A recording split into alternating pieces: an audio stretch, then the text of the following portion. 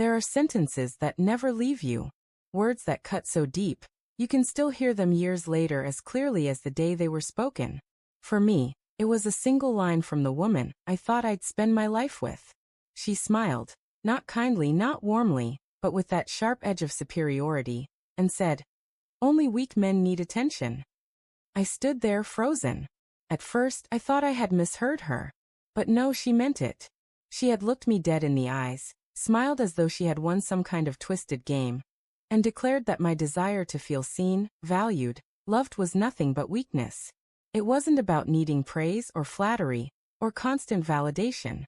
It was about wanting to be acknowledged by the person who promised to stand beside me, to be noticed when I walked into the room, to feel like I wasn't just furniture in her life, collecting dust in the corner. But to her, that was pathetic. I didn't argue back. I didn't shout.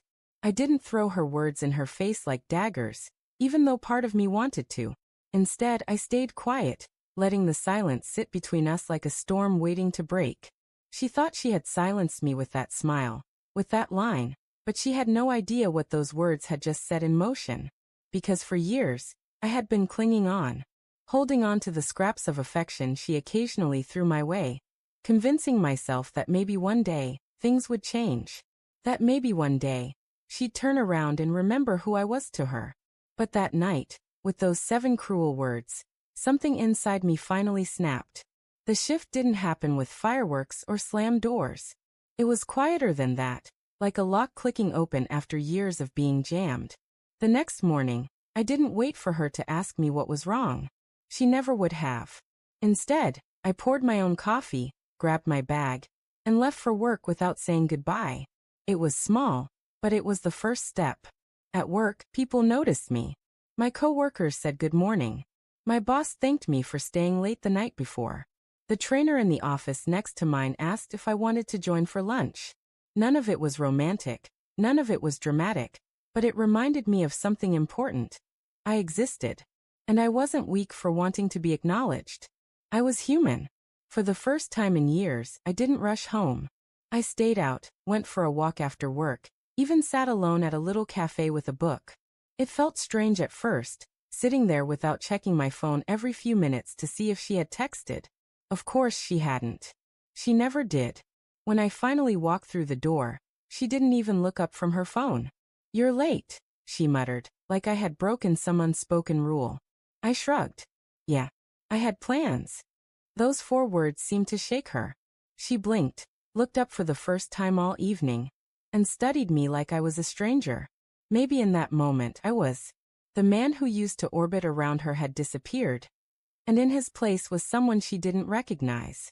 For years, I thought leaving her would be impossible.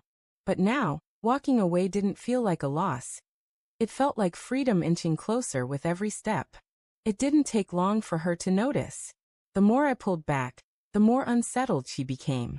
The woman who once dismissed me with a smirk suddenly wanted to know where I was going, who I was with, why I wasn't sitting on the couch waiting for her anymore. But the difference was, I didn't know her answers. Not anymore.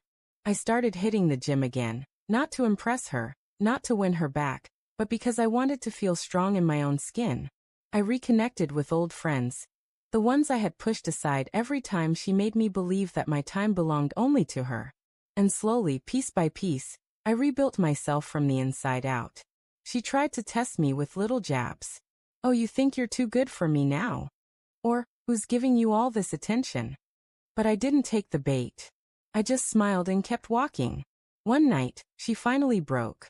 "Why are you acting like this?" she demanded. I looked at her, really looked at her, and for the first time, I didn't feel the sting of her words. I felt clarity. "You once told me only weak men need attention," I said quietly. "But the truth is, strong men know when to stop begging for it. Strong men know when to walk away." Her face drained of color.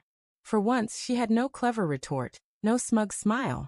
She just stared at me, realizing that the man she had taken for granted was no longer standing there. That night, I packed a bag. Not with anger, not with bitterness, but with peace. Because strength isn't in proving your worth to someone blind to it. Strength is in choosing yourself when they refuse to. And as I closed the door behind me, I realized something. She was wrong. It's not weak to want love, to want to be seen.